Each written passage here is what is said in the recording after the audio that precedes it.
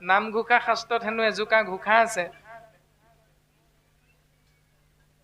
অন্ন যোনি কিছু নকৰে বিচাৰ, জাতি কুলভ হৈল ভ্ৰষ্ট, বৈষ্ণৱৰ বেশ ধৰিয়া ফুৰয়, বেদ পন্থ কৰি নষ্ট।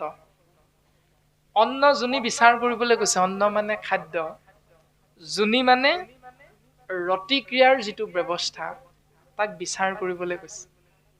এতিয়া আমি বিচাৰ কৰিছো নাই?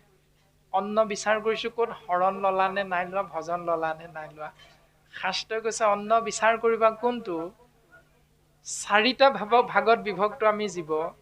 এক হ'ল উৰণ, দুই হ'ল বুৰণ, তিনি হ'ল গজন আৰু ভ্ৰমণ। শাস্ত্ৰত কিন্তু উৰণ বুৰণ গজন ভ্ৰমণ বুলি নাই। শাস্ত্ৰত আছে চেদজ, অন্দজ, উদ্ভিদজ, জৰায়ুজ। আৰু আমাৰ সহজ ভাষাত হ'ল উৰণ বুৰণ গজন ভ্ৰমণ। এতিয়া এই চাৰিটা ভাগত বিভক্ত শৰীৰধাৰী জীৱাত্মা বিলাকৰ মানুহ নামৰ জীৱটো দুটা বস্তু বেছিকৈ আছে। চাৰিমুঠি জীৱৰে চাৰিটা বস্তু আছে। এটা হ'ল আহাৰ, নিদ্ৰা, মৈথুন আৰু ভয়। প্ৰত্যেকে আহাৰ খাই জীয়াই থাকে, প্ৰত্যেকে ইটোৱে সিটোলৈ ভয় কৰে, প্ৰত্যেকে টোপনি ধৰে, প্ৰত্যেকে ৰতিক্ৰিয়াত নিজৰ বংশ বৃদ্ধি কৰি কৰি গৈ থাকে। গছেও বংশ বৃদ্ধি কৰে, মাছ কাছৈও বংশ বৃদ্ধি কৰে, চৰাই চিৰিকটিও বংশ বৃদ্ধি কৰে, কুকুৰ মেকুৰী ছাগলী গৰু সমস্তই বংশ বৃদ্ধি কৰি কৰি গৈ থাকে।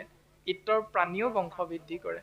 কিন্তু চাৰিওটা শৰীৰধাৰী জীৱাত্মাৰ মানুহৰ লগত দুটা বস্তু বেছিকৈ আছে, সেইটো হ'ল জ্ঞান আৰু বিবেক। গৰুটোৰ এটা জ্ঞান এটা সময়ত থাকে, যেতিয়া ৰাতিপুৱা গিৰিহঁতজনে গাখীৰ খীৰাবলৈ যায়, তেতিয়া গৰুজনীয়ে জানে এইজনে তাৰ মালিক, সেইকাৰণে ধুনীয়াকে পাতি দিয়ে, গাখীৰকণ খীৰাই লৈ আহে। তাৰ পাছত যেতিয়া গৰুজনী মেলি দিয়ে, সন্ধিয়া সময়ত গৰুজনী নিজৰ গোহালিটোলৈ আহে, পদূলি মুখত ৰৈ দিয়ে, বেলেগৰ ঘৰলৈ নাযায়। সেইকণ সময়ত গৰুজনী অকণমান জ্ঞান এটা থাকে। কিন্তু যেতিয়া সেই গৰুটোৰ কান্ধত মালিকজনে নাঙলটো দি, যুঁৱলিখন দি খেতি কৰি যেতিয়া কঠীয়া পাৰিব, সেই কঠীয়াখিনি যেতিয়া অকণমান ডাঙৰ হয়, তেতিয়া সেই গৰুটোৱে যেতিয়া জেওৰাখন ভাঙিবলৈ পায়, তেতিয়া সেই কঠীয়াখিনি মালিকৰ কঠীয়া বুলি সি কিন্তু বুজি নাপায়। তেতিয়া কিন্তু সি তাৰ আহাৰ বুলি গৰুটোৱে খাই দিয়ে। আৰু মালিকজনে কি কৰে? নিজৰ গৰু বুলি চিনি পায় কাৰণে দুচাত দিয়ে, বেলেগৰ গৰু হলে 4 চাতমান দিয়ে। মালিক মানে মানুহজন, মানুহজনৰ জ্ঞানটো হ'ল সেইটো। গতিকে মানুহৰূপী জীৱ আমি বাণী প্ৰকাশ কৰিব পাৰো, অৰ্থাৎ কথা ক'ব পাৰো, আৰু কথা কাণেৰে শুনি আমি অনুভৱ কৰো, বুজিব পাৰো। কোনটো ভাল, কোনটো বেয়া, কোনটো গালি পাৰিছে, কোনটোত মৰম কৰিছে আমি বুজি পাওঁ। আৰু ইতৰ প্ৰাণীয়ে কি কৰে? ধ্বনি প্ৰকাশ কৰে, যিটো আপুনি মই কেতিয়াবা বুজো, কেতিয়াবা নুবুজো। গৰুটোৱে এম্বে বুলি কয়, ছাগলীজনীয়ে বে বুলি কয়, ঠিক তেনেকে মাছটো কেৰ কেৰ বুলি এনেকুৱা এটা শব্দ কৰে, চৰাই চিৰিকটিও নিজৰ ভাষাত মাতটো মাতে। কিন্তু গছজোপাই মাত মাতিব নোৱাৰে, ঘাঁহে মাত মাতিব নোৱাৰে, কলজোপাই মাত মাতিব নোৱাৰে। সেইকাৰণে বাণী আৰু ধ্বনি প্ৰকাশ কৰিব পৰা জীৱবিলাকৰ আহাৰ হ'ল বাণী আৰু ধ্বনি প্ৰকাশ কৰিব নোৱাৰা জীৱবিলাক। সেইটো হ'ল আহাৰ। সেইকাৰণে অন্ন বিচাৰ কৰিবলৈ কৈছে। আপুনি মই যদি বাণী প্ৰকাশ কৰা জীৱবিলাকে ধ্বনি প্ৰকাশ কৰা জীৱৰ ৰক্তৰঞ্জিত আহাৰ সদায় গ্ৰহণ কৰো, সেইটো অন্ন বিচাৰ কৰা নহল। কাৰণ সমস্ত ভূততে ভগৱন্ত আছে, আৰু ভগৱন্তই আপুনি মই কলপুলি এটা পচলা হিচাপে খাবলৈ আনিলো, কাৰণ কলগছে কথা ক'ব নোৱাৰে, মাতিব নোৱাৰে। সেইকাৰণে ঘাঁহ বা সেউজীয়া শাক পাচলি, কলগছকে ধৰি গছজোপাৰ পৰা ছিঙি অনা কলটো, আপেলটো, সেই প্ৰত্যেকটো বস্তু মনুষ্যৰ আহাৰ হিচাপে বা ধ্বনি প্ৰকাশ কৰা জীৱৰ আহাৰ হিচাপে ভগৱন্তই সৃষ্টি কৰিছে। সেইটো হ'ল অন্ন বিচাৰ। আৰু যোনি বিচাৰটো আমাৰ সমাজত চলি থাকে, সেই জাতি উপজাতিৰ বিবাহ কাৰ্যৰ ব্যৱস্থাটোক যোনি বিচাৰ। শাস্ত্ৰ অকণমান আগতে কোৱা কথাখিনি যোনি বিচাৰ। অৰ্থাৎ বৈকুণ্ঠৰ দুৱৰী জয় বিজয়ে অভিশাপ পাইছিল, মৃত্যু লোকত গৈ অসুৰ যোনিত জন্ম হ'ব লাগিব, অসুৰ যোনিত জন্ম হ'ব লাগিব। কিন্তু জন্ম হ'ল সি কাশ্যপ ঋষিৰ ঔৰসত। কাশ্যপ আছিল ব্ৰাহ্মণ, ব্ৰাহ্মণৰ ঘৰত জন্ম হৈছে, আৰু নামাকৰণ হৈছে অসুৰ। তাৰমানে যোনি বিচাৰ কৰাটো সেইটোৱে। এটা দিনত 8টা প্ৰহৰ থাকে। 8টা প্ৰহৰত অষ্টম প্ৰহৰত যদি স্বামীজনে গৰ্ভাৱতী মাতৃ নিজৰ পত্নীগৰাকীক কৰি তেওঁৰ গৰ্ভত যদি এটি সন্তান জন্ম দিয়াটো চিন্তা কৰে, তেতিয়াহ'লে তেওঁ শাস্ত্ৰসন্মতে আগবাঢ়িব লাগিব। তেতিয়া তেওঁৰ সন্তানটো বৈষ্ণৱ সন্তান হ'ব, যেনেকৈ প্ৰহ্লাদৰ জন্ম হৈছিল। বিপৰীতে ব্ৰাহ্মণ হ'লেও কাশ্যপে তেওঁৰ পত্নীৰ প্ৰৰোচনাত পৰি দিনৰ 4ৰ্থ প্ৰহৰ, যি সময়ত আমাৰ সন্তানে প্ৰাৰ্থনা কৰিব লাগে দবা কোবাই নামঘৰীয়া নামঘৰত, সেই সময়খিনিত বা দিনটোৰ সময়খিনিত বাকী 3টা প্ৰহৰত যদি কেনেবাকৈ নৱদম্পতীয়ে বাপজনে কামনা বাসনা চৰিতাৰ্থ পূৰণ কৰিবলৈ পত্নীৰ গৰ্ভত যদি বীৰ্য নিক্ষেপ কৰে, তেতিয়াহ'লে সেই সন্তান অসুৰ সন্তান বুলি কৈছে। গতিকে পুত্ৰ যদি জন্ম হয়, তেতিয়াহ'লে পুণ্যাম নৰকৰ পৰা পিতৃ মাতৃ উদ্ধাৰ হ'ব পাৰে। শাস্ত্ৰৰ 5ম স্কন্ধতে এই কথাকেইটা আছে, হয়তো ওলাই আহিল চাগৈ। 6ষ্ঠ স্কন্ধত আছে, বৃত্তাসুৰৰ পূৰ্বজন্মৰ কাহিনীটোত খুব সুন্দৰভাৱে এই কথাকেইটা প্ৰকাশ কৰা হৈছে। পুত্ৰ উদ্ধাৰে যদি কহিয়াছে শাস্ত্ৰ, বৈষ্ণৱ পুত্ৰক প্ৰতি বুলিয়াছে মাত্ৰ। পুত্ৰই বংশ উদ্ধাৰ কৰিব পাৰে, কিন্তু সেই পুত্ৰটোৰ নাম কি? বৈষ্ণৱ পুত্ৰ। বিশিষ্ট পুণ্যেহে পায় বৈষ্ণৱ পুত্ৰ। বিশিষ্ট পুণ্যৰ দ্বাৰাহে বৈষ্ণৱ পুত্ৰ লাভ হয়। এতিয়া সেই বৈষ্ণৱ পুত্ৰ যদি আপুনি মই জন্ম নিদি অবৈষ্ণৱ পুত্ৰ জন্ম দিওঁ, তেতিয়া কি হ'ব? বৈষ্ণৱ পুত্ৰৰ দ্বাৰা কি হ'ব? বৈষ্ণৱ পুত্ৰৰ বিপৰীতে অবৈষ্ণৱ পুত্ৰ যদি উপজে বংশত, স্বৰ্গহন্তে পিতৃক পেহলাৱৈ নৰকত। তাৰমানে ঘৰখন ডুবাই থৈ যাব। গতিকে সন্তানটোৰ বাবে সম্পত্তি থৈ যাবলৈ চিন্তা কৰাতকৈ সন্তানটোকে সম্পত্তি গঢ়ি থৈ যাব লাগে। সন্তানটোৱে আপোনাৰ সম্পত্তি বুলি তাকেই শাস্ত্ৰসন্মতে জ্ঞান দিবলৈ চেষ্টা কৰিব লাগে। সন্তানটোৰ বাবে বেংক বেলেঞ্চ বঢ়াই সম্পত্তি গঢ়ি থৈ যোৱাৰ কোনো প্ৰয়োজন নাই। আপুনি মই পৃথিৱীলৈ আহোঁতে 1 টকাও লৈ অহা নাই, গাত এখনো কাপোৰ লৈ অহা নাই। সেই সকলোখিনি কাপোৰ, অন্ন, বস্ত্ৰ, বাসস্থান আপুনি মই 2খন হাত মগজুৰ চিন্তাৰে ঘটি লৈছে। ঠিক তেনেকৈ এখন পৃথিৱীলৈ এটি সন্তান আহিলে আপোনাৰ মোৰ লগত, গতিকে সেই সন্তান আপুনি মই সেই জ্ঞানটো দিব লাগে। চোৱা শুনটো, ময়ো তোমাৰ দেউতাৰ পৰা একো পোৱা নাই, কিন্তু দেউতাই মোক জ্ঞানী কৰি থৈ গ'ল, কোনটো ভাল কোনটো বেয়া এইটো শিকাই থৈ গ'ল। গতিকে পুত্ৰ, ময়ো তোমাক এইটোহে দিব পাৰিম, তাৰ বাহিৰে মই একো দিব নোৱাৰোঁ। তোমাৰ 2খন হাত আছে, 2টা চকু আছে, 2খন ভৰি আছে, এটা মগজু আছে, এখন মুখ আছে। গতিকে তুমি সেই ইন্দ্ৰিয়বিলাকক শাস্ত্ৰসন্মতে ব্যৱহাৰ কৰা, তুমি সুন্দৰভাৱে এটি জীৱন লাভ কৰিব পাৰিবা। এই দৰ্শনখিনি আমাক শাস্ত্ৰই দিছে। গতিকে অন্ন যোনি বিচাৰ কৰা দৰ্শনটো হ'ল সেইটো। যোনি বিচাৰ কৰিবলৈ আমাক শাস্ত্ৰই তেনেকৈ ক'লে। এতিয়া আমাৰ সেইখিনি নহয়, তাৰ বিপৰীত চিন্তাখিনিৰ মাজেৰেহে কিন্তু জীৱনবিলাক প্ৰায় আগবাঢ়ি গৈ থাকে। আৰু পদে আমাক প্ৰকাশ কৰিছিল, ৰাম জানি একচিতে নিতে শুনা কৃষ্ণ কথা, ইহেন মনুষ্যজনে মন কৰি বৃথা। সেই সুধীবৃন্দ, এই তত্ত্বটো জানি বুজি লৈ জীৱনটো কৃষ্ণৰ চিন্তাৰে আগবঢ়াই দিয়া, তেতিয়া কি হ'ব? জীৱনটো সুন্দৰৰ পৰা সুন্দৰ দিশেৰে গতি কৰিব। যদি তাকে নকৰা, তেতিয়াহ'লে জীৱনটো বৃথা হ'ব, বিফলতা হ'ব। সফলতা যদি লাগে কৃষ্ণ নাম, যদি কৃষ্ণ নাম আশ্ৰয় নকৰা, তেতিয়াহ'লে বিফল জীৱন। আৰু তাৰেই চিন্তা যদি আমি কৰোঁ কেনেকৈ কৰিম এতিয়া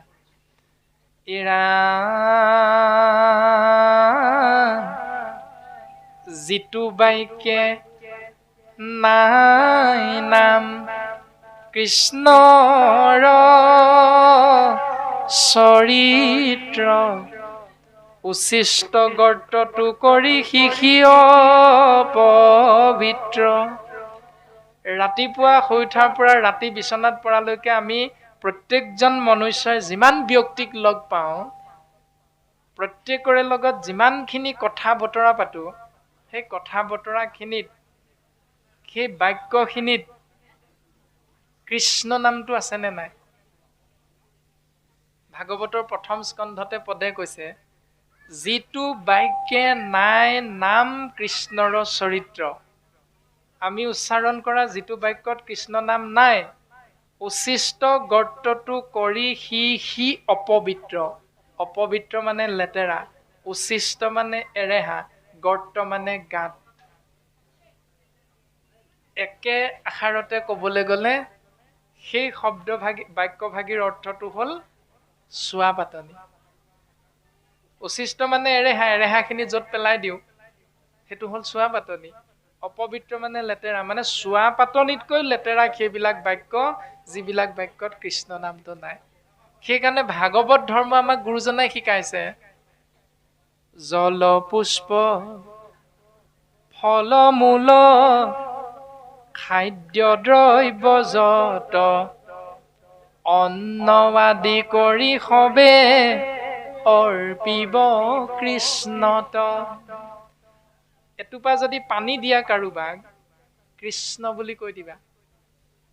যদি তোমাৰ ঘৰত হাজিৰা কৰি আছে কোনোবা এজন ব্যক্তিয়ে, তুমি দৰমহাটো দিবলৈ লৈছা, 1000 টকা পাই তুমি 1000 দিবলৈ লৈছা, সেই 1000টো তুমি কৃষ্ণ বুলি কৈ দিবা। তুমি যদি কাৰোবাক সিদ্ধান্ন ভাগ দিবলৈ সৌভাগ্যৱন্ত হৈছা তেতিয়াহ'লে সিদ্ধান্ন ভাগ আগবঢ়াই দিওঁতে ঠাই মচি কৃষ্ণ বুলি কৈ দিবা। ঘোষা নাজানিবও পাৰা, দৰকাৰ নাই। বোলে বাপ কৃষ্ণ, আমি সিদ্ধমুঠি আগবঢ়াওঁতে ভুল হৈ যাব পাৰে, আপুনি নিজ কৃপা গুণে আমাক কৃপা কৰিব, কৃষ্ণ বাপ আমি সেৱাহে ধৰিছোঁ। এই বুলি যদি তুমি অন্তত এভাগ বাক্য উচ্চাৰণ কৰা তেওঁ তাতেই সন্তুষ্ট। তুমি কিহেৰে অন্নমুঠি দিছা, কিমান সুস্বাদু হৈছে অন্ন দৰকাৰ নাই, তুমি কৃষ্ণ বুলি কৈ যদি আগবঢ়াই দিয়া সেই অন্ন অৰ্থাৎ ভক্তি যেতিয়া আহাৰত প্ৰৱেশ হয় তেতিয়া সেই আহাৰক প্ৰসাদ বুলি কয়। আমাৰ বুট কেইটামান, মগু কেইটামান, নাৰিকল, কল, কুঁহিয়াৰ, আদা, চাউল এমুঠিমান যেতিয়া ভকতে বৰতাল বজাই নাম প্ৰসংগ কৰি কৰি অন্তত বিতৰণ কৰে, আগে আগে কিমান ভাল লাগে বাৰু খাই পানি, যথেষ্ট ভাল লাগে। কিন্তু সেই একেই বুট মগু আদা জলকীয়া মিঠাতেল অকণ দি চাৰিআলি চুকত কোনোবা এজনে যদি বিক্ৰী কৰি থাকে 10 টকা দিয়ক বুলি ক'লে তাৰ নামটো কি বুলি কওঁ? অ দোকানী মিক্সাৰ 10 টকা দিয়ক। দ্ৰব্য কিন্তু একেকেইটাই। সেই মিক্সাৰ আৰু ভকতে নাম লৈ নামঘৰত সাত্বিকভাৱেৰে আগবঢ়াই দিয়া সেই দৰ্শনটোৰ মাজত আকাশ পাতাল পাৰ্থক্য আছে। সেই মুঠিক মিক্সাৰ বুলি কৰো, নামঘৰত খোৱা মুঠিক প্ৰসাদ বুলি ক'লো। তাৰমানে ভক্তি যেতিয়া আহাৰত প্ৰৱেশ হয় সেই আহাৰক প্ৰসাদ বুলি কয়।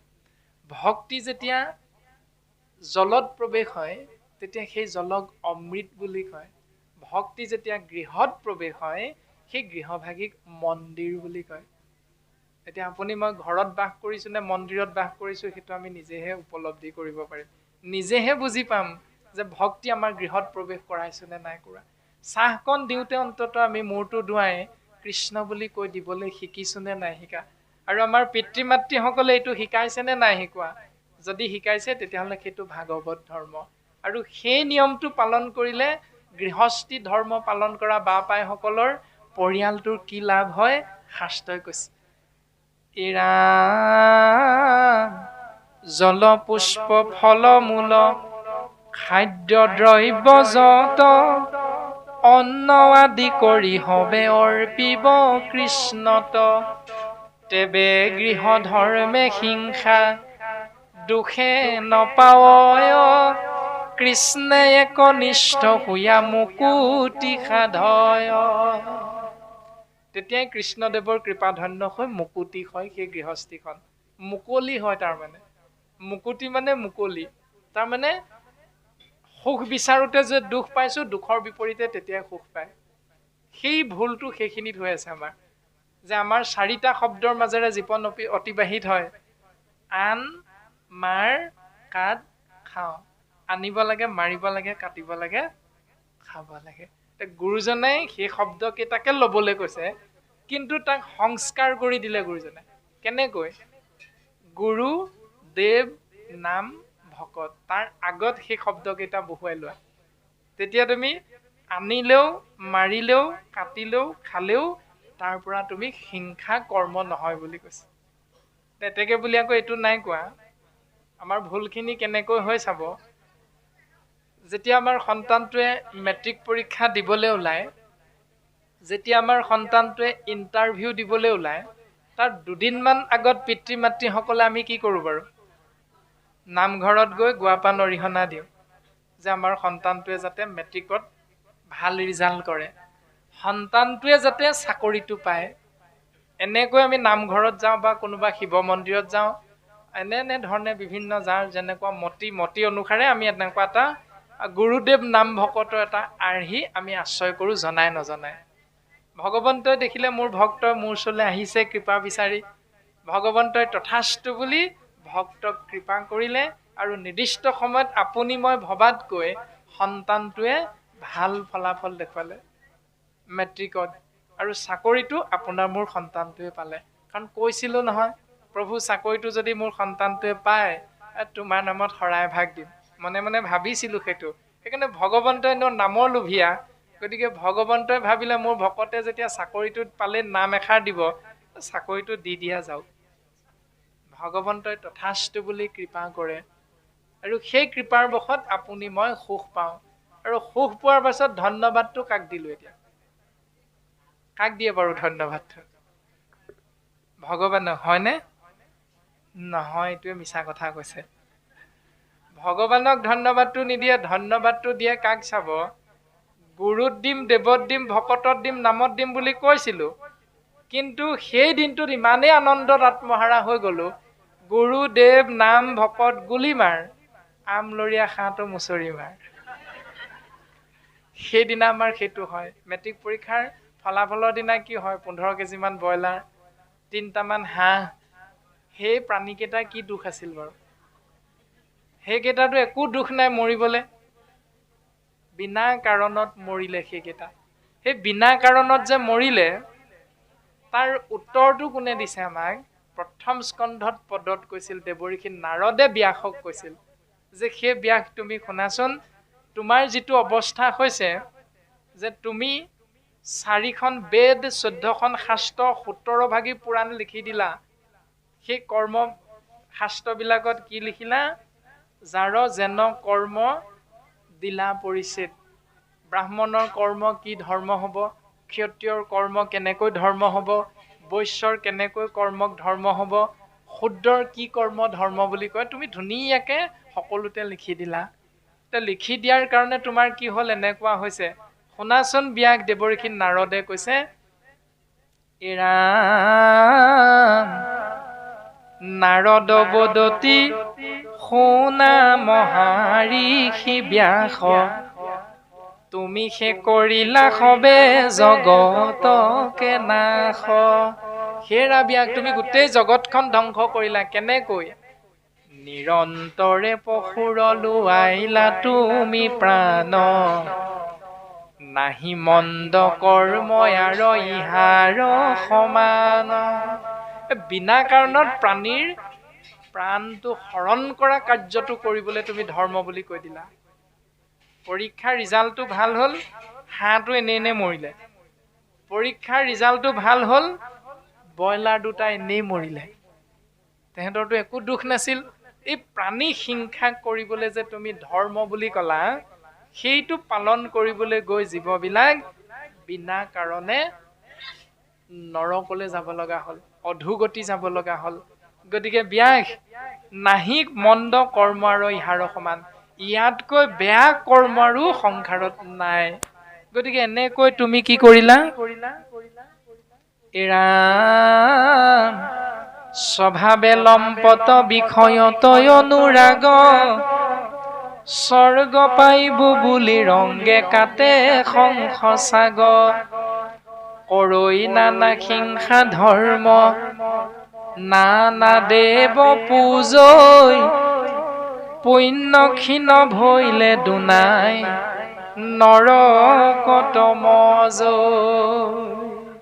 যিসকল স্বভাৱতে লম্পট, যিবিলাক মানুহ বিষয়ত অনুৰাগ, সেইসকলে হাঁহ ছাগলী পাৰ কাটি ব্যৱসায় বাণিজ্য কৰি পৰিয়ালটো পোহপাল দিবলৈ চিন্তা কৰে।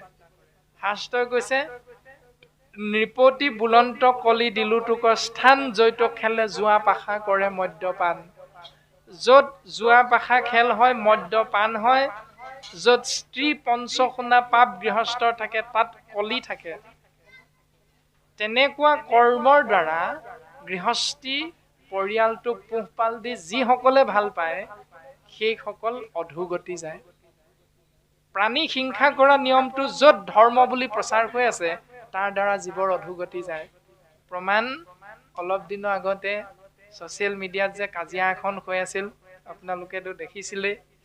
এই চকলং, তাৰ পাছতে মেডা মেফি, এনেকুৱা শব্দবিলাকৰ মাজেৰে যে দুটা পক্ষৰ মাজত অকণমান খোৱা কামোৰা লাগি আছিল, এই কথাবিলাক শাস্ত্ৰই আমাক সুন্দৰকৈ বুজাই দিছে। আৰু এইবিলাক বুজিবলৈ চেষ্টা নকৰাৰ কাৰণে আমি কলিৰ মলমতী মনুষ্যবিলাকৰ মাজত কাজিয়া হৈ থাকে। শাস্ত্ৰই কৈছে য'ত প্ৰাণী হিংসা থাকে সেইটো ধৰ্ম নহয়, সেইটো কৰ্মও নহয়। য'ত প্ৰাণী হিংসাটো নাথাকে সেইটো কৰ্মৰ দ্বাৰা জীৱৰ মংগল হয়। এতিয়া যিটোত 100টামান কুকুৰা বলি দিয়ে, সেই 100টামান কুকুৰা বলি দিয়া কৰ্মটো কোনোবা এজনে কৰিল বুলি আপুনি মই পালন কৰিম, সেইটো ধৰ্ম নহয়। একাদশ স্কন্ধত কৈছে কতো মন্দ মতি শাস্ত্ৰ নকৰে বিচাৰ কৰৈ কুল ধৰ্ম পূৰ্ব পুৰুষৰ আচাৰ। এনেকুৱা মন্দমতী লোক আছে যিসকলে শাস্ত্ৰ বিচাৰ নকৰে, পূৰ্বপুৰুষৰ পৰা চলি অহা নিয়মটোকে কৰ্মটোকে ধৰ্ম বুলি পালন কৰে। বিদ্যালয়ত পাঠ্যপুথিত আমাক শিকাইছিল কি, অ ফুল নুফুল কিয়, গৰুৱে যে আগ খাই মই নুফুলিম কিয়, অ গৰু আগ খাও কিয়, গৰখীয়াই যে মোক নৰখে মইনো নাখাম কিয়, অ গৰখীয়া গৰু নৰখ কিয়, ৰান্ধনীয়ে যে ভাত নিদিয়ে মইনো ৰখিম কিয়। পাইছিল নাই পদ্যটো? একেবাৰে শেষৰ জোকা পদ কি বাৰু? অ মেঘ বৰষুণ দিয় কিয়, বোলে ভেকুলীয়ে যে থুৰ তুৰাই মইনো নিদিম কিয়। অ ভেকুলী তুৰ তুৰাই থাক কিয়। ভেকুলী উত্তৰ কি, বোপা ককাৰ সচটো মইনো এৰিম কিয়। মানে ভেকুলীৰ কৰ্ম ধৰ্ম হ'ল বোপা ককাৰ সচ তুৰ তুৰাই থকা। তুৰ তুৰাই থাকিলে তাৰ লাভ কি হ'ব সি নাজানে, তাৰ কামেই সেইটো তুৰ তুৰাই থকাটো। এতিয়া সেইটোৰ দ্বাৰা আমাক বুজালে কি, যে কতো মন্দমতী শাস্ত্ৰ নকৰে বিচাৰ। যদি কোনোদিন নামঘোষা ভাগ চোৱা নাই, তুমি BA পাছ কৰিলা কি হ'ল, জ্ঞান ভকতিবিহীন জ্ঞান কৰ্ম হবে ব্যৰ্থ, ভক্তিবিহীন জ্ঞান কৰ্ম হবে ব্যৰ্থ বুলি কৈছে। এই প্ৰথম স্কন্ধতে ব্যাসক উপদেশ দিছে দেৱঋষি নাৰদে। ভক্তিবিহীন জ্ঞান কৰ্ম তোমাৰ যিমানেই নহওক সেই সকলোবিলাক ব্যৰ্থ। প্ৰমাণ এজন ডাক্তৰ হ'ল, এজন ইঞ্জিনিয়াৰ হ'ল। সহপাঠীজনে মেট্ৰিক ফেইল কৰিলে, গাঁৱতে মেট্ৰিক ফেইল কৰি তেওঁ কি কৰিলে, ভকত হ'ল। আৰু যেতিয়া ইঞ্জিনিয়াৰজন ডাক্তৰজনৰ পিতৃ পৰলোকগামী হ'ল, গাঁৱৰ ঘৰলৈ আহি কৰ্মটো কৰিবলৈ ল'লে। আৰু কৰ্মটো কৰিবলৈ লওঁতে তেওঁ একালৰ সহপাঠীজন যিজন মেট্ৰিক ফেইল কৰিছিল, তেওঁৰ ওচৰত গৈ সেৱা ভাগ কৰিলে, বোলে এতিয়া মই কি কৰিব লাগিব কওক। আৰু মেট্ৰিক ফেইল সেই ব্যক্তিজনে যেতিয়া কৈ দিলে তুমি ভোজনী দিব লাগিব, তুমি চুলিটো খুৰাব লাগিব, তাৰ পাছত তুমি ইমান দিনৰ পৰা ইমান দিনলৈ আমুক আমুক বস্তুটো খাব নোৱাৰিবা, তুমি একাদশ দিৱসৰ পাছত তুমি 6 মাহলৈকে কাৰো ঘৰত খাব নোৱাৰিবা, কোনোবা যদি মহিলা হয় তেতিয়াহ'লে তুমি তাঁত বব নোৱাৰিবা, তুমি নামঘৰলৈ যাব নোৱাৰিবা, আৰু তুমি এবছৰ নোহোৱালৈকে বছৰীকীয়া তিথিটো নপতালৈকে তুমি এনেকৈ ধৰ্মীয় অনুষ্ঠানত অংশগ্ৰহণ কৰিব নোৱাৰিবা। এতিয়া প্ৰশ্নটো হ'ল, জ্ঞানী কোনজন? এতিয়া ডাক্তৰ হ'ল, ইঞ্জিনিয়াৰ হ'ল, আৰু ইয়াত মেট্ৰিক ফেইলজনে কৈ দিলে কথাকেইটা। তে এবাৰো নুসুধিলে বোলে নামঘোষাত কৈছে নে ভাগৱতত কৈছে এইকেইটা কথা দেখুৱাই দিয়াচোন। এবাৰো যে নুসুধিলে, এই নুসুধাৰ কাৰণে ভাগৱতে কৈছে কতো মন্দমতি শাস্ত্ৰ নকৰে বিচাৰ, তেওঁলোকেই মন্দমতি। সেই ব্যৱস্থাটোৰ মাজেৰে আমি যিসকলে জীৱন আগবঢ়াওঁ, মন্দমতি শাস্ত্ৰ কোনোদিন নপঢ়ি কি কৰিলে, কেৱল মোৰ ধন মোৰজন, মই হলো মহাজন, ঐশ্বৰ্য বিভূতি মোৰ আছে, ঐশ্বৰ্য বিভূতি হলে পৃথিৱীখনো কিনিব পাৰি, ধৰ্ম কৰ্ম কেলৈনো লাগিছে। কেলে লাগে ধৰ্ম কৰ্ম? পৃথিৱীখন মোৰে গোটেইখন, গাঁওখনত যিমান মাটি আছে 50 বিঘা মাটি মোৰে, গোটেই গাঁওখনৰ মানুহে আহি মোৰ ঘৰতে কাম কৰি থাকে, ময়ে ধনী। কিন্তু শাস্ত্ৰই কৈছে ও দুখ কৰি ধন ধান আৰ যে যত মানে, কৃষ্ণে এৰিলাতে তাংক খাইবে হব আনে।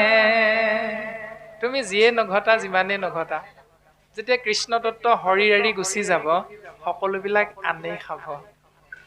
সেই আনে যে খাব, কষ্ট কৰিলা কিয়? প্ৰয়োজনীয় কষ্টকণ কৰা, নকৰিবলৈ নাই কোৱা। তোমাৰ যিমান প্ৰয়োজন সিমান লোৱা, অপ্ৰয়োজনীয়খিনি তুমি নথকাজনক দিয়া। এই দৰ্শনটোক ভাগৱতে, এই কৰ্মটোক ভাগৱতে ধৰ্ম বুলি কৈছে। গতিকে সেই মেট্ৰিক ফেইল ব্যক্তিজনে কৈ দিলে তুমি সেইকেইটা কৰিব লাগিব। তোমাৰ এটা জ্ঞান আছে, তোমাৰ এটা বিবেক আছে, সেই জ্ঞান আৰু বিবেকেৰে তুমি চিন্তা কৰা কোনটো কৰিবলৈ কৈছে, কোনটো কৰিবলৈ নাই কোৱা। সেইখিনি যে ভেকুলীৰ ধৰ্মটো হ'ল তুৰতুৰাই থকা। যিখন জিভাই কৃষ্ণ কথা নকয়, সেই জিভাখনক ভেকুলীৰ জিভা বুলি কৈছে। যিখন জিভা থাকি কৃষ্ণ কথা নকয়, সেই জিভাখনক দ্বিতীয় স্কন্ধ পদত কৈছে ভেকুলীৰ জিভা। এতিয়া ভেকুলীৰ জিভাখনৰ কথা ইতিমধ্যে পদ্যত আমাক কৈ গ'ল সৰুতে, যে ভেকুলীৰ কৰ্ম হ'ল তুৰতুৰাই থকা। আৰু আপুনি মই যদি কৃষ্ণ গুণ নাগাই কৰো আনকহে ব্যাখ্যান, জানা জিভা ভৈল তাৰ বেংগৰ সমান। সেই জিভাখন ভেকুলীৰ জিভা। মানুহজন কোন তেতিয়াহ'লে? যিখন জিভা ভেকুলীৰ জিভা, ভেকুলীৰ জিভাখন মানুহৰ লগততো নাথাকে, সেইকাৰণে ভেকুলীৰ জিভাখন যাৰ লগত থাকে তেওঁকে শাস্ত্ৰই ভেকুলী বুলি কৈছে। এতিয়া আমি ভেকুলী নি? তাৰমানে আমিতো ভেকুলী নহয়। দুখন কাণ দিলে ভগৱন্ত এটা শৰীৰত, সেই কাণ দুখন থাকি কৃষ্ণ কথা যদি আমি নুশুনো, তেতিয়াহ'লে কুকুৰৰ সদৃশ সিটো নিৰ্গত পামৰ বুলি কৈছে। সেই মানুহজনক, কাণ দুখন থাকি কৃষ্ণ কথা শুনি বেয়া পোৱা মানুহজনক শাস্ত্ৰই কুকুৰ বুলি গালি পাৰিছে।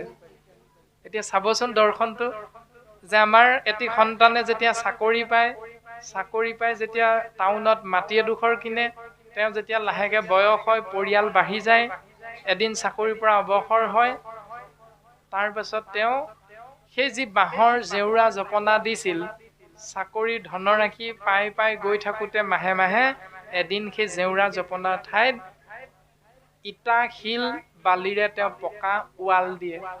তাৰ পাছত তেওঁ জপনাখন অঁতৰাই লোহাৰৰ এখন গেট লগায়। আৰু গেটখনৰ বাহিৰ ফালে কি বুলি লিখি দিয়ে বাৰু? সৰুকে লিখা থাকে, বৰ ডাঙৰকে নাথাকে, কুকুৰৰ পৰা সাৱধান। এতিয়া শাস্ত্ৰই কৈছে কাণ দুখন থাকি কৃষ্ণ কথা যদি নুশুনা, তেওঁ হেনো কুকুৰ। দ্বিতীয় স্কন্ধত আছে, আপোনাৰ হবে চাব। এতিয়া কুকুৰৰ পৰা সাৱধান বুলি লিখি দিয়া সেই ব্যক্তিজন যদি কোনোদিন নামঘৰলৈ যোৱা নাই, কোনোদিন কৃষ্ণ কথা শুনা নাই, ভকতৰ সংগলৈ যোৱা নাই, তেতিয়া জানিব লাগিব ভিতৰত প্ৰকৃততে চাৰিঠেঙীয়া কুকুৰটো আছেনে, প্ৰকৃততে শাস্ত্ৰই কোৱা দুঠেঙীয়া মানুহৰূপী কুকুৰটো আছে। সেইটো আমি চিন্তা কৰাটো প্ৰয়োজন। গতিকে কুকুৰ বুলি ক'লে এটা শব্দ আছে, আপোনাৰ হবে জানে। জানুৱাৰ বুলি ক'লে কেনেকুৱা লাগে বাৰু?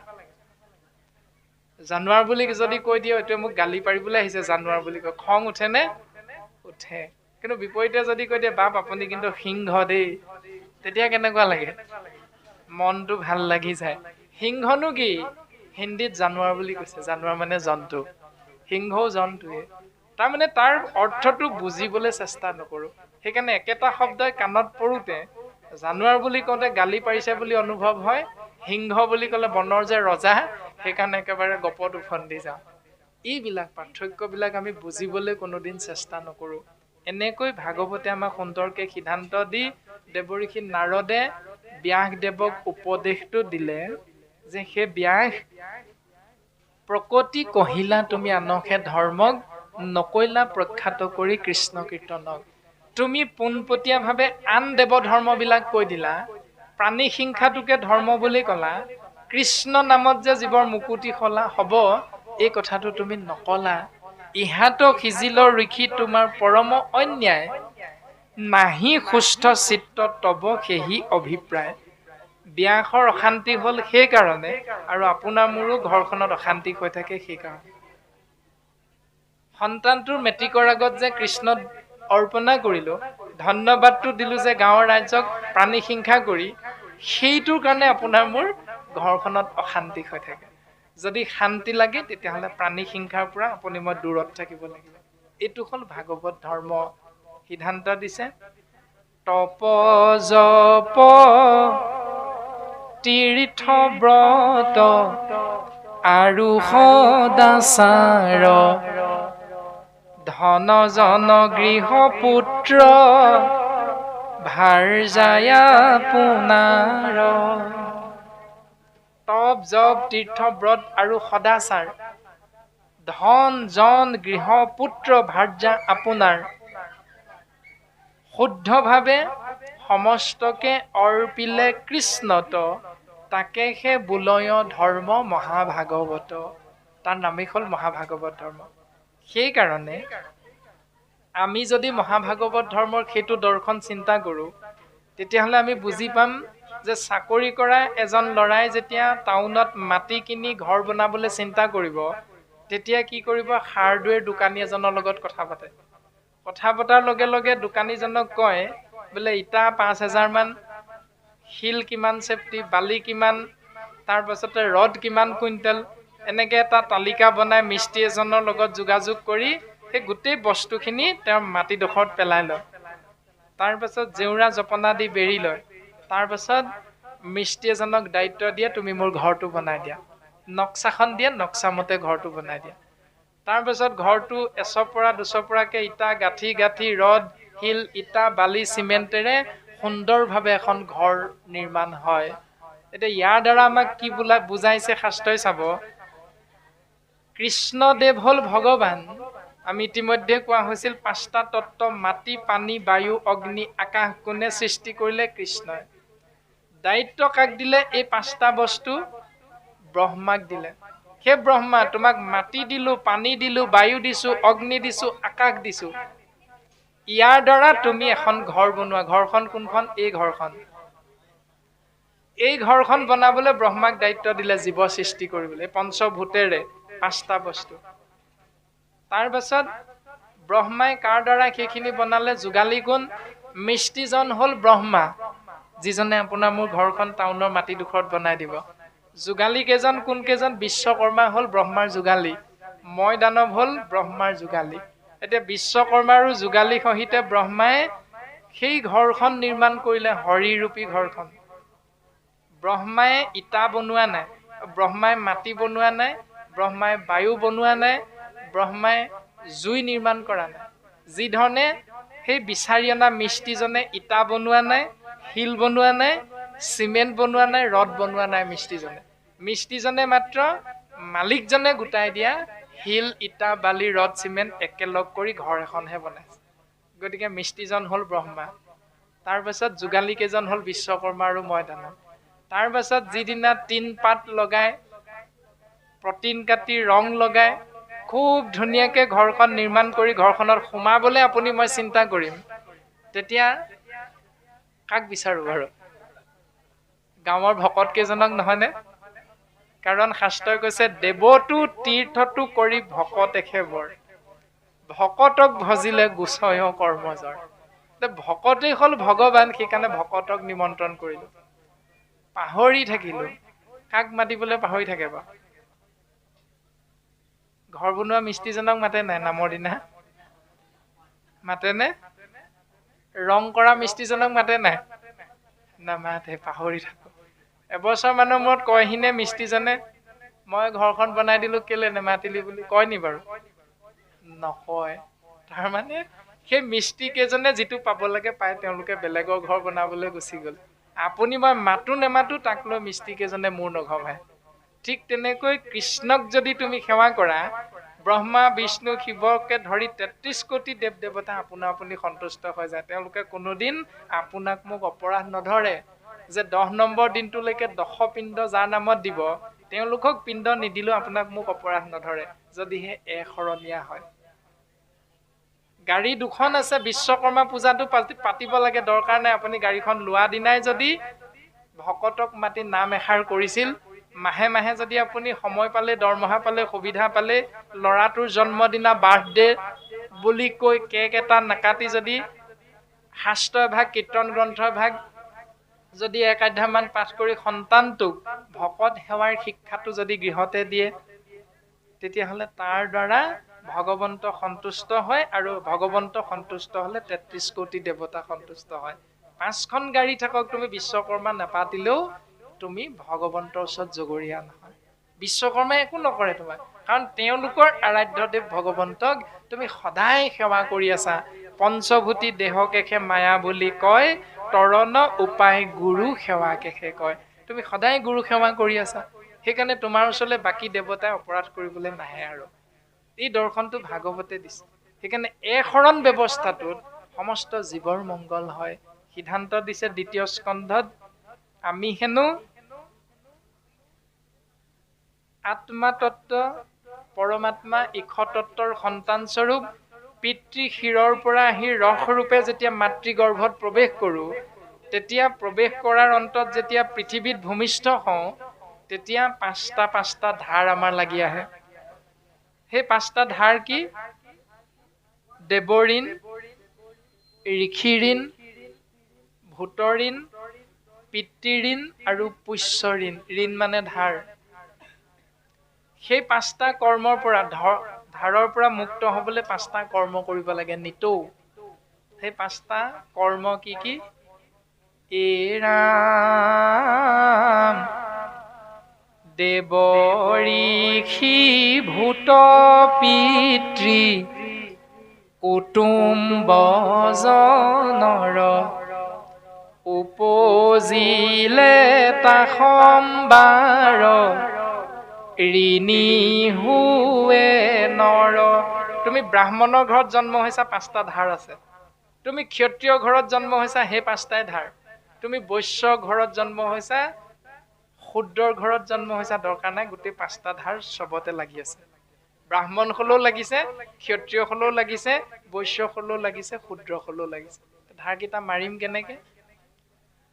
হোমে দেৱ ঋণ খোজে তৰ্পণে ঋষিৰ বলিদানে ভূত শ্ৰাদ্ধ আদিয়ে পিতৃৰ। হোম যজ্ঞৰ দ্বাৰা দেৱতাৰ ঋণৰ পৰা মুক্ত, তৰ্পণ প্ৰক্ৰিয়াৰে ঋষি ঋণৰ পৰা মুক্ত, বলিদান প্ৰক্ৰিয়াৰে ভূতৰ ঋণৰ পৰা মুক্ত, শ্ৰাদ্ধ পিণ্ডৰ জৰিয়তে পিতৃ মাতৃ ঋণৰ পৰা মুক্ত। তাৰ পাছতে সমভাৱে সুহৃদ জনৰ খোজে ঋণ। যদি সত্য, শৌচ, ক্ষমা, দয়া ইষ্ট মিত্ৰ কুটুম্ব বংশ পৰিয়াল ককাই ভাইৰ লগত পালন কৰা, তেতিয়াহ'লে তেওঁলোকৰ লগত তোমাৰ যিটো ধাৰ আছিল, পুলাই পাচিয়ে যে আমি ডাঙৰ হলো একলা দুকলাকে, বৰমাই লৈছিল, আকৌ বৰদেউতাইও লৈছিল, আকৌ কেতিয়াবা আমাৰ খুৰীয়েও লৈছিল, খুৰাইও লৈছিল। তেওঁলোকৰ পুলাই পাচিয়ে বুকু চাত উঠি ডাঙৰ হলো। তাৰপাছত দেউতাই হাজিৰা কৰাৰ কাৰণে বৰদেউতাই হয়তো এডমিশ্যনৰ ফিজটো দিছিল। গতিকে আপোনাৰ মোৰ গোটেই জীৱনটোত এই ইষ্ট মিত্ৰ কুটুম্ববিলাকৰ ধাৰ লাগি থাকে। সেই ধাৰবিলাক কেনেকৈ আমি শোধন কৰিব পাৰিম, কেনেকৈ আমি খুজিব পাৰিম? যদি আমি ডাক্তৰ হলো, তেতিয়াহ'লে আমাৰ সেই বৰদেউতাৰ সন্তানটো যদি কেনেবাকৈ বেমাৰত পৰে, তেতিয়াহ'লে আমি ডাক্তৰ হৈ তেওঁক বিনা পইচাৰে আমি চিকিৎসা কৰিব লাগিব। সেই দৰ্শনটো ভাগৱতে দিছে আমাক, সেইটো কৰ্ম ধৰ্ম বুলি কৈছে। যদি আমি শিক্ষক হলো, এই যে আমাৰ দেউতাই হাজিৰা কৰিছিল, এডমিশ্যনৰ ফিজটো যোগাৰ কৰিব নোৱাৰিছিল। মোৰ যে বৰদেউতাই সেই সময়ত পইচাটো দি মোক সেই পথটোৰ পৰা মুকলি কৰি দিছিল, সেই চিন্তাটোৰ পৰা মোক মুকলি কৰি দিছিল, জ্ঞান আহৰণত যে মোক আগবঢ়াই দিছিল জীৱনটো সুন্দৰ দিশেৰে, তেওঁ সেই অৰিহণাটোক আমি ঋণটোক সজাবৰ বাবে যেতিয়া শিক্ষক বৃত্তিত আমি অৱতীৰ্ণ হ'ম, তেতিয়া আমি তেওঁলোকৰ সন্তান কেইটি, বৰদেউতা যদি ঢুকাই গ'ল, মৰি গ'ল, তেতিয়াহ'লে তেওঁৰ সন্তানে যেতিয়া মদ পানী খায়, তেওঁ সন্তানে যেতিয়া হাজিৰা কৰি সংসাৰত বৰ্তি থাকিব, তেতিয়া আমি দৰমহাৰ অন্তত কিবা এটা টকা সেই ককাইদেউক আমি মাজে সময় সহায় কৰি আমি সেই ঋণটোৰ পৰা মুক্ত হ'ব পাৰোঁ। এইখিনি সংসাৰ ধৰ্ম আমি সকলোৱে পালন কৰোঁ, কিন্তু শাস্ত্ৰই কৈছে সমভাৱে সৌহৃদ জনৰ খোজে ঋণ। এনেকৈ তুমি 5টা ঋণৰ পৰা মুক্ত হ'বলৈ 5টা কৰ্ম তুমি কৰি থাকিলেও এহিভাৱে ঋণী সদা ভকতিবিহীন। তুমি যদি ভক্তি আশ্ৰয় নকৰা, সদায় ধাৰতে আছা। 5টা কৰ্ম নিতৌ কৰি আছা, কিন্তু তুমি ভক্তি এদিনো কৰা নাই, তেতিয়াহ'লে তুমি 5টা কৰ্মৰ পৰা মুক্ত হ'ব নোৱাৰা। সেইকাৰণে গুৰুজনে শাস্ত্ৰসন্মতে ক'লে, এই ৰামে কায় বাক্য মন কৰি, কায় মানে শৰীৰ, বাক্য আৰু মন, এই তিনিওটাক এক কৰি, কায় বাক্য মন কৰি নিশ্চয়ে যিজন মুকুন্দৰ চৰণত পখিল শৰণ। মুকুন্দ মানে ভগৱন্ত কৃষ্ণৰ অনন্ত কোটি নামৰ এটা নাম হ'ল মুকুন্দ। মু মানে মুক্তি, কুণ্ড মানে গাত। এই মায়াময় সংসাৰ গাতটোৰ পৰা যিজনে উদ্ধাৰ কৰে, তেওঁৰ নাম হ'ল মুকুন্দ, মানে কৃষ্ণৰ এক নাম হ'ল মুকুন্দ। সেই মুকুন্দ নামেৰে কৃষ্ণৰ চৰণত শৰীৰেৰে শৰণ লোৱা, কৃষ্ণৰ চৰণত বাক্যেৰে শৰণ লোৱা, কৃষ্ণৰ চৰণত মনেৰে শৰণ লোৱা। এতিয়া আমাৰ শৰণ কেইবাৰ লয়? 12 বাৰ শপত খাই দণ্ডৱতে শৰণ লয়। ক'ত? সিংহাসনলৈ চাই ঈশ্বৰৰ চৰণত। এতিয়া 12 বাৰ শপত খাইছো সত্যে সত্যে সত্যে সত্যে পখিলো শৰণে, কি কৰিম বুলি? স্বামী ৰাম নেৰুৱাৰ চৰণ তোমাৰ। সেই স্বামী ৰাম তুমিয়ে সমস্ত জীৱৰ কৰ্তা কৰ্তা বিধাতা, তোমাৰ বাহিৰে বেলেগৰ চিন্তা নকৰো। বিশ্বকৰ্মা পূজাটো কেলে পাতিলো তেতিয়া? তাত গৈ নামখাৰ কেলে গালোগে বৰতাল বজাই? শৰণটো কৃষ্ণতহে লৈছিলো, বিশ্বকৰ্মাটো শৰণ লোৱা নাই। যদি শৰণ কৃষ্ণত ললো, তেতিয়াহ'লে বচনে কেৱল মাত্ৰ হৰিত শৰণ লয়, চিত্তে আন দেৱক ভজয়, জানিবাহা কদাচিতো সিদ্ধি সিটো নলভয়, হৰি তাৰ সন্তোষ নহয়। ভগৱানো সন্তুষ্ট নহয়, বিশ্বকৰ্মাও সন্তুষ্ট নহয়, এজনো নাহে কৃপা কৰিবলৈ। তাৰমানে সেই অৰ্থ, টকা পইচা, দ্ৰব্য সকলো বিফল বুলি কৈছে। সেই কৰ্মটোৰ দ্বাৰা কাৰো লাভ নহয়। যদি ধৰিছা এজনকে ধৰিবা, যাৰ ওচৰত শৰণ লৈছা সেইজনকে স্বামী ৰাম হিচাপে শাস্ত্ৰই সিদ্ধান্ত দিছে। কায় বাক্য মন কৰি নিশ্চয় যিজন মুকুন্দৰ চৰণত পখিল শৰণ, তাৰ ঋণ হোজা সবে গৈল সমস্তৰ, নকৰিও ঋণী আৰু নহি সিটো নৰ। তেওঁ এজন দেৱতাকো পূজা নকৰাকে, আই সকাম নকৰাকে, পিঠা খোৱা নকৰাকে, ছমহীয়া নকৰাকে, বছৰিকীয়া নকৰাকে, একো নকৰাকে তেওঁ গুৰু সেৱাৰ মাধ্যমেৰে জীৱন সুন্দৰৰ পৰা সুন্দৰ হৈ যায়। গুৰুজনে এই দৰ্শনটো দিছে। এতিয়া কৰিম নকৰিম চিন্তাটো আপোনাৰ হ'ব নিজৰ নিজৰ, তাৰ কাৰণে আমি আকৌ বাধ্য কৰিব নোৱাৰো এইটো কৰক বুলি। ভাগৱতে এইখিনি দৰ্শন আমাক দিছে। গতিকে পদবন্ধে ছবিচন্দে খুব সুন্দৰভাৱে এইখিনি দৰ্শন দিলে। আৰু বাপে ক'লে ভাগৱত কিয় পঢ়িব লাগে, মূল কাৰণ এইটোৱে যে ভাগৱত পঢ়িব লাগে কিয়? কাৰণ ভাগৱত লিখাৰ আগলৈকে 4 বেদ 14 শাস্ত্ৰ 17 পুৰাণ লিখি বেদজ্ঞ শাস্ত্ৰজ্ঞ ব্যাস মতিচন্ন হৈছে। 18 নম্বৰ ভাগী পুৰাণ মহাভাগৱত দেৱঋষি নাৰদৰ কৃপাত ব্যাসে লিখিছে, মূৰৈ উপদেশে কৰা ভাগৱত শাস্ত্ৰ, প্ৰচাৰক গোবিন্দৰ গুণ নাম মাত্ৰ। সেই ব্যাস মই উপদেশ দিছো তোমাক, তুমি আকৌ এভাগ শাস্ত্ৰ লিখা, নাম হ'ল ভাগৱত। ইয়াত থাকিব কি? প্ৰচাৰোক গোবিন্দৰ গুণ নাম মাত্ৰ। ইয়াত গোবিন্দৰ নাম থাকিব, নাথাকিব কি? কালে কৰ্ম মিলাই বেক বিষয়ৰ সুখ, উপদেশী লোক শৌক কৃষ্ণক সন্মুখ। কাল মানে সময়, সময়ৰ লগে লগে জীৱই কি কৰিব লাগে কি কৰিব নালাগে তো সময় শিকাই দিব। এইবিলাক কথা তুমি ভাগৱতত নিলিখিবা, তুমি ভাগৱতত লিখা কৃষ্ণ নাম। আৰু যেতিয়া ব্যাসে উপদেশটো পালে, উপদেশটো পাই কি দৰ্শন পালে? ব্যাসে কৃষ্ণক ধ্যান কৰিলে, আৰু কৃষ্ণক ধ্যান কৰি কি উত্তৰ পালে? এৰা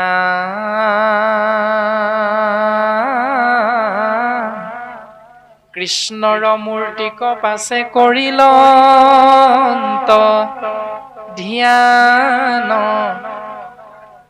হৃদয়তে কৃষ্ণক দেখিলা বিদ্যমান। বেদজ্ঞ শাস্ত্ৰজ্ঞ ব্যাসে নাৰদৰ ওচৰত শৰণ গ্ৰহণ কৰি সেই তত্ত্বটো উপলব্ধি কৰিলে যে কৃষ্ণ তুমি আছা হেনো। গকুলৰ গোপীসকলে কৈছে, গোপীসকলে কটোৰ চুক কেইটা তাকো নাজানে। গোপীসকল আছিল অনাক্ষৰী, আখৰ চিনি নাপায়। সেই গকুলৰ গোপীসকলে কি বুলি কৈছিল? কৃষ্ণ তুমি আছা হেনো সবাৰো হৃদিত, তত্ত্ব নাপাই তোমাক বিচাৰো বাহিৰত। তাৰমানে কৃষ্ণ সকলোৰে হৃদয়ৰ মাজত আছে। সেইকাৰণে সমস্ত জনকে শাস্ত্ৰই ভগৱন্ত পুৰুষে অৰ্জুনক কৈছে, অৰ্জুনক সম্বোধি বুলন্ত শ্ৰী হৰি, কলিত বৈষ্ণৱেই বিষ্ণু জানা নিষ্ট কৰি। কলিত মানুহে ভগৱান, নৰে ঈশ্বৰ, ভকতেই ভগৱান। তৎসত্বেও আমাৰ সেই জ্ঞানটো নাহে। তৎসত্বেও আপোনাৰ মোৰ সকলোৱে ধুতি পঞ্জাবী চাদৰ মেখেলা পিন্ধি আহিলেও সকলোকে কৃষ্ণ বুলি কৈ চৰণ চুবলৈ মন নাযায়। কেলে? একাদশ স্কন্ধত কৃষ্ণ উদ্ধৱৰ আগত কৈছে, সকলো ভগৱান হয়, কিন্তু সকলোৰে প্ৰতি ভগৱান এই জ্ঞানটো আপোনাৰ মোৰ নহয়। কিয়? এই ৰামে আন ধৰ্ম তেজি ভকতি তপৰ, জানিবা উদ্ধৱ সখী সেহি সে ঈশ্বৰ।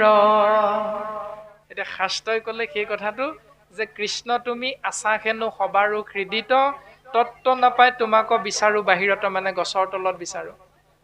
মাটিৰ মূৰ্তি এটা নিৰ্মাণ কৰি তাত ভগৱান বিচাৰো, নামঘৰত গৈ ভগৱানক বিচাৰো, মন্দিৰত গৈ ভগৱানক বিচাৰো, মছজিদত গৈ ভগৱানক বিচাৰো, গীৰ্জা ঘৰত গৈ ভগৱানক বিচাৰো। কিন্তু ভগৱান ক'ত আছে? পিতৃদেৱো ভৱ, পিতৃ ভগৱান, মাতৃদেৱো ভৱ, মাতৃয়ে ভগৱান, অতিথি দেৱো ভৱ, অতিথি ভগৱান বুলি কৈছে। এই তিনিজনেই হ'ল ভগৱান। অতিথি হিচাপে আপোনাৰ মোৰ ঘৰলৈ অহাজন সম্বন্ধত বৰদেউতাও হ'ব পাৰে, কিন্তু তেওঁ অতিথি, সেইকাৰণে তেওঁ আপোনাৰ মোৰ কাৰণে ভগৱান। অতিথি হিচাপে আপোনাৰ মোৰ গাঁৱৰ কোনোবা এজন যুৱকো আপোনাৰ মোৰ ঘৰলৈ আহিব পাৰে অতিথি হিচাপে, কিন্তু তেওঁ সেই দিনটোৰ কাৰণে আপোনাৰ মোৰ মানত শাস্ত্ৰই কৈছে ভগৱান। জন্ম দিয়া পিতৃজন অজ্ঞানীও হ'ব পাৰে, নপঢ়া নুশুনাও হ'ব পাৰে, কিন্তু তেওঁ আপোনাৰ মোৰ কাৰণে ভগৱান শাস্ত্ৰই কৈছে। সেই দৰ্শনটো পৰশুৰামে কৈছে, যাহাৰ উদৰে জনম লভিলো দেখিলো এহি সংসাৰ, হেনয় পিতৃক হেনয় মাতৃক নিজ হাতে মই কৰিব কিমতে সংহাৰ। সেই পিতা যাৰ উদৰত মই জন্ম গ্ৰহণ কৰিলো, এই সংসাৰ দেখিলো, সেইগৰাকী মাতৃক মই কেনেকৈ বধ কৰিম? তথাপিতো মাতৃতকৈ পিতৃ শ্ৰেষ্ঠ। পিতা হি ধৰ্ম, পিতা হি স্বৰ্গ, পিতা হি পৰমং তপ। গতিকে পিতাৰ আজ্ঞা পুত্ৰ পৰশুৰামে পালন কৰিছে, আৰু পালন কৰি মাতৃক শিৰচ্ছেদ কৰিছে। এতিয়া শাস্ত্ৰই কৈছে, তীৰ্থ ভ্ৰমিবলৈ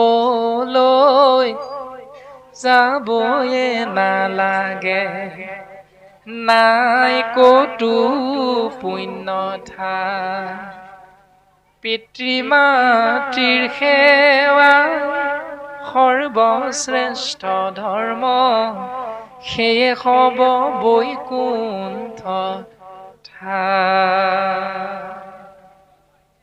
তাৰমানে ভক্তি যেতিয়া গৃহত প্ৰৱেশ কৰে সেয়া বৈকুণ্ঠ। এতিয়া আপুনি মই পিতৃ-মাতৃক কোনদিনা শ্ৰদ্ধা কৰো জানেনে? গৰুৰ বিহু দিনা বস্ত্ৰ দান কৰিবা তেহে পাবা বৈকুণ্ঠত ঠাই। আছে নাই বিহু নাম এষাৰ? আছে। সেইকাৰণে বোৱাৰী আৰু পুত্ৰই শহুৰ দেউতা শাহুৱাই গৰু বিহুৰ দিনা গেঞ্জি এটা, চুৰিয়া এখন, মাকক চাদৰ এখন 100 টকামান দি গুৱা পাণ দি আগবঢ়াই সেৱা কৰে। বাকী 364 দিন কেটকেটনি মেটমেটনি।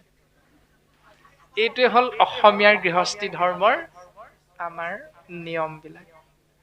শাস্ত্ৰই কৈছে নিৰবিচ্ছিন্নভাৱে তুমি সেৱা কৰি যোৱা, কৰ্মৰ ফল নিবিচাৰিবা, ফলাফল ফলদাতা বিভুৰ হাতত।